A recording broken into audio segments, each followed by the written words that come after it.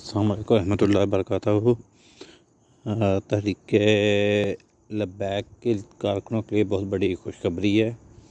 पाकिस्तान मुस्लिम league Zia के chairman जो हैं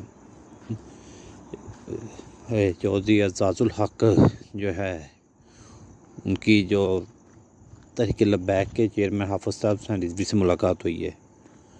आप वीडियो को पूरा देखिए, चैनल को सब्सक्राइब ज़रूर करिए। इस तरीके का आप मिनट में ज़रूर अपनी राय का इज़हार करें। मुस्लिम लीग ज़िया के जो चेयरमैन हैं एजाज़ुल हक साहब, उन्होंने तहरीक लब्बैक से खसूसी मुलाकात की है।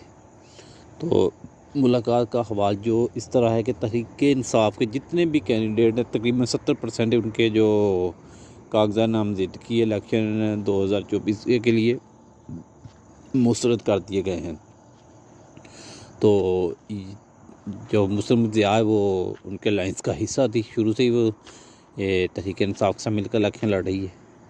तो इनके इलेक्शन मुझसे नहीं हुए, और बहुत से जो है अवामी मुस्लिम लीग के सरबराह शेख रशीद साहब, अवामी जो है राज पार्टी जो है जमशेद दस्ती और उसकी बीवी, और बहुत से जो आज़ाद भी रुकन हैं जिनका तल्लक तहरीक इंसाफ से दूर दूर से भी था, कि करीबी नहीं भी थे, उनके कागजात मुस्तरद कर दिए गए हैं। अभी जो पंजाब के अंदर जो मुकाबला हो रहा है वो तहरीक लब्बैक और मुस्लिम लीग नवाज़ में है।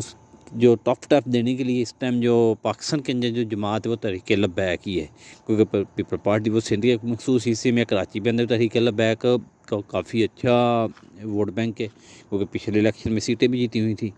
तो अभी देखते हैं आते कि बहुत सी मुलाकातें बहुत से हालिया दिनों में सुन्नी तहरीक लब्बैक से खा चुका है।